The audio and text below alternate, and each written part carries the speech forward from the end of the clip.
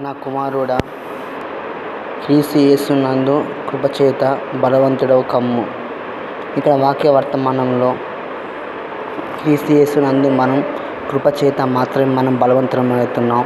మన యొక్క బలం చేత కాదు, మన యొక్క యథార్థత చేత కాదు, కానీ కేవలం యేసుక్రీస్తు ద్వారా మాత్రమే మనం బలవంతమవుతున్నామని ఇక్కడ వాక్య వర్తమానం సెలవిస్తుంది. వాక్యం అనేది దేవుడు, జాలిగల దేవుడు. ఆ వాక్యము ద్వారానే మనం జీవిస్తున్నాం, మన యథార్థంగా మనం నడుస్తున్నామని వాక్యం సెలవిస్తుంది.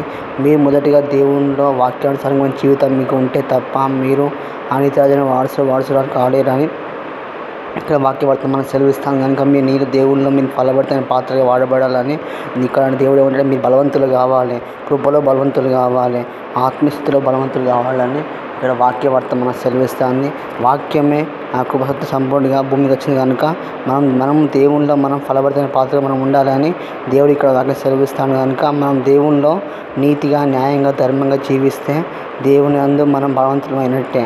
మనం పరిశుద్ధాత్మ తీవ్రత కలిగి, ఆత్మ యందు పట్టుదల కలిగి, పరిశుద్ధాత్మ అందరూ పట్టుదల కలిగి అంటే ఆలయ యొక్క ప్రార్థన ఇష్టపడి మనం అందరం బలవంతమవుతాం. ప్రభు యొక్క మహాశక్తి బట్టి మనం బలవంతమవుతాం. కనుక దేవుని వాక్యం సెలవిస్తుంది. మనం బలవంతులం కావాలి, కానీ మనం బలహీనం కావద్దు. మనం సంసారంలో మనం పడిపోవద్దు. మనం దావీదులాగా మనం బలంగా ఉండాలి. దేవుడు అనేక శత్రుఘ్న మేషక్ అబేద్నెగోలు అగ్నిగుండంలో వాళ్ళు వేసినా కూడా వాళ్ళు బలవంతులు అయ్యారు. ఎట్లా అంటే ఆ అగ్ని వారిని కాల్చివేయలేదు. దేవుని కృప వారి ఎట్లా సమృద్ధిగా ఉన్నది. కనుక దేవుడు వారిని కాపాడి. కనుక ఈ చిన్న మనం కూడా దేవుడు మనం కూడా ఉన్నప్పుడు దేవుడు మనల్ని కూడా కాపాడుతున్నాం. కనుక ఈ చిన్న వాక్యం ఫలింపచేయను గాక.